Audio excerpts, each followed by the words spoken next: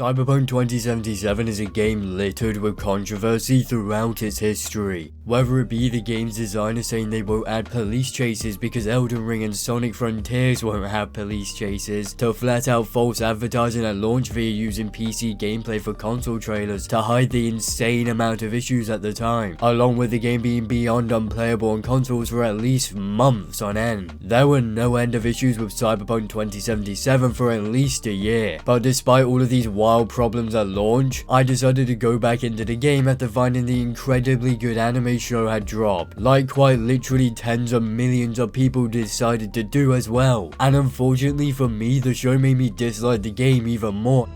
What? No, alright. I know that sounds bad.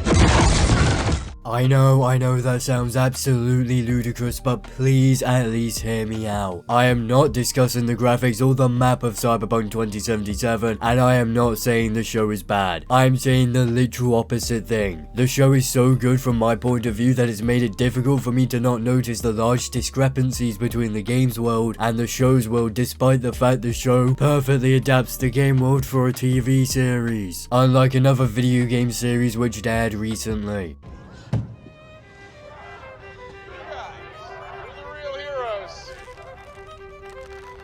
You fucking...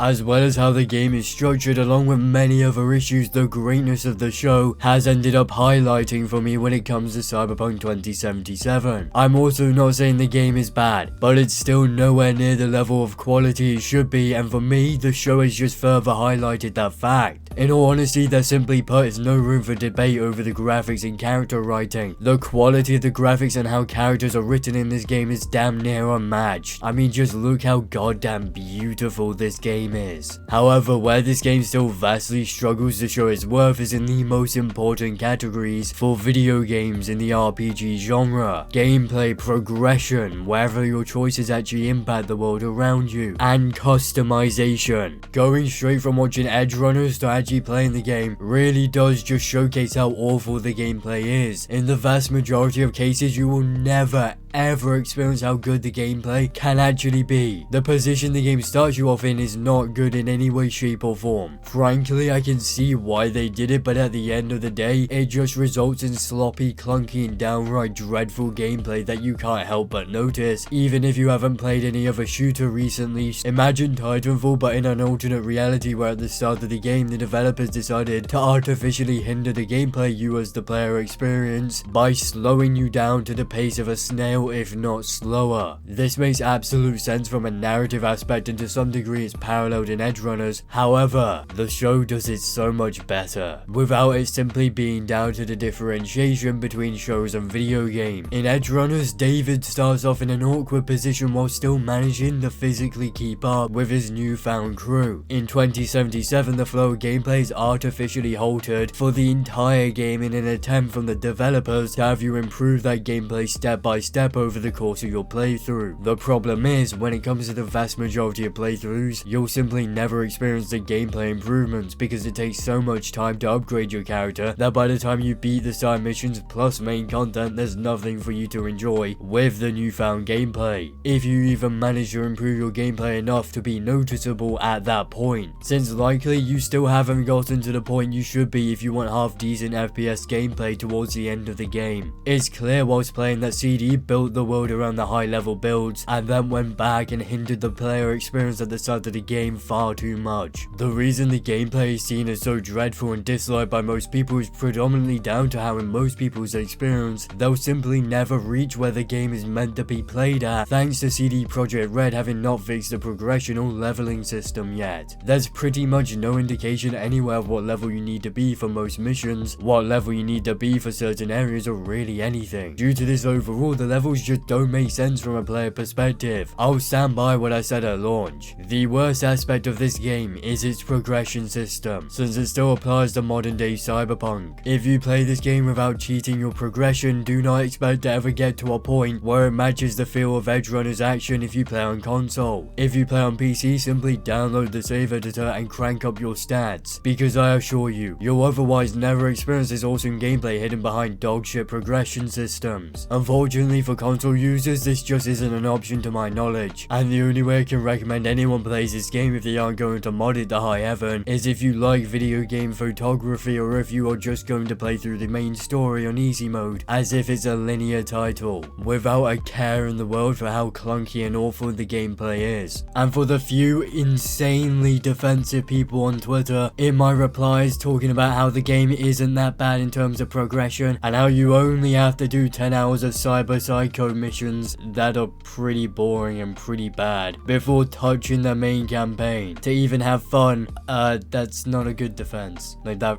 really isn't a good defense. In fact, that's a really serious problem. You shouldn't have to take a break from the main campaign right at the start of the game and do 10 hours of shitty side content, and not even the good side quests, but cyber psycho missions, in order to get even a slight, and I mean slight, gameplay improvement that I want to make abundantly clear is not significant in any way, shape or form, all because CD Projekt Red decided it would be a great idea to hinder your gameplay experience as a player far too much for narrative reasons. When you're watching the show, it takes its time to tell you a story without unnecessarily slowing down the action all the time. Unfortunately, CD Projekt Red decided to do the almost total opposite of what the showrunners did for Cyberpunk Edgerunners when making Cyberpunk 2077. In the game, they just straight up slow down everything to a snail's pace for most people, in order to, I assume, let you take in the moments with brilliant characters like Judy and Panam. But as a video game, it seriously damages the overall playthrough. I am begging CD to just for the love of God fix the ridiculously slow progression system already. If it wasn't for how ludicrously inconsistent it is and how ridiculously slow it is, the biggest complaint surrounding Cyberpunk would not be the gameplay. Also, I definitely don't think it's a secret or anything outlandish to claim that cars and bikes especially are fucking disgracefully bad in this game. I'm not sorry, it's true. It's almost certainly tied to how unusual and just inconsistent 2077's physics are. The developers had enough time to code in rain pouring down walls and cars, but apparently didn't have enough time to code in basic physics for anything, let alone basic animations for when you get hit by a car and fly off your bike. It's downright impossible for me to get sucked into the world of 2077 like I was in Edgerunners, when every 2 seconds I'm questioning how on earth the physics are as bad as they are. In fairness though, the water in the game is actually water now, and now has amazingly basic physics. I'm glad that CDPR at the very least fixed the water physics. Bullets now show in the water, and sometimes you'll have a swimming animation. Not always, but sometimes. And oh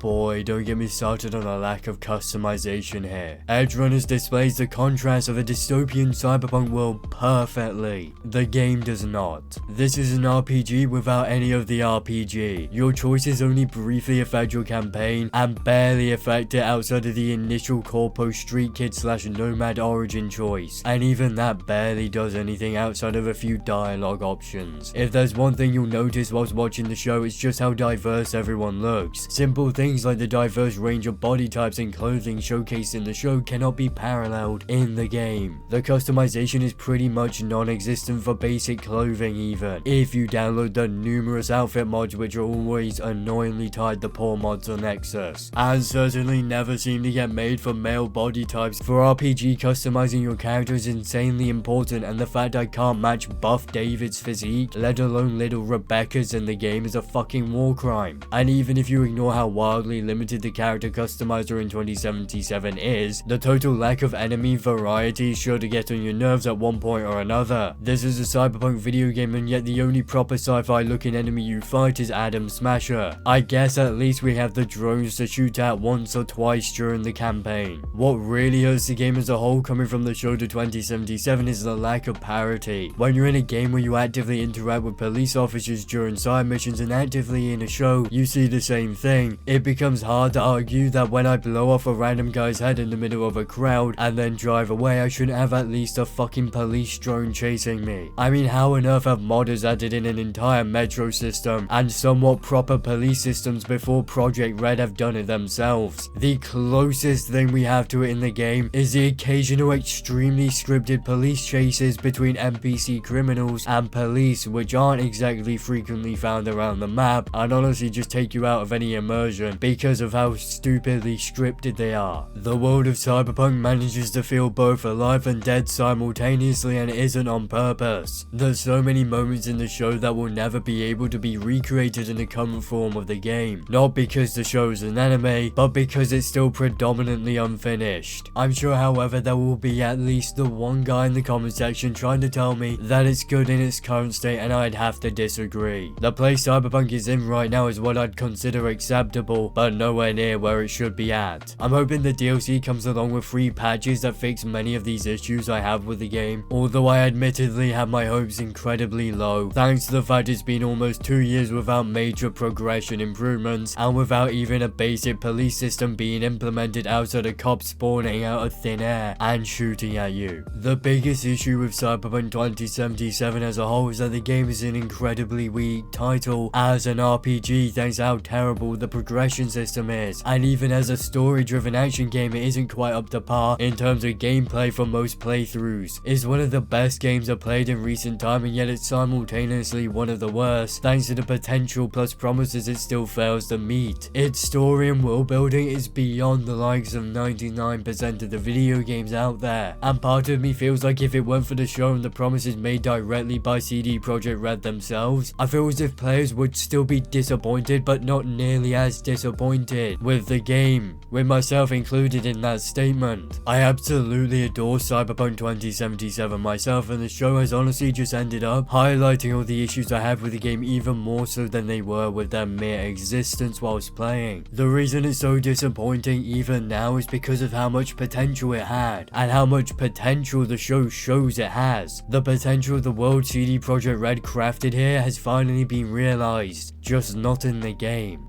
Now we've finally come to the end of this video, and although I will still be staring at walls with rain pouring down them as well as gawking at the sheer beauty of 2077, I will also be endlessly contemplating how awesome it could have been. So please do not forget to do all the things YouTubers love to beg you to do, aka check out my Discord server, my Twitter, as well as like, comment and subscribe, so that I will see you all in the next video.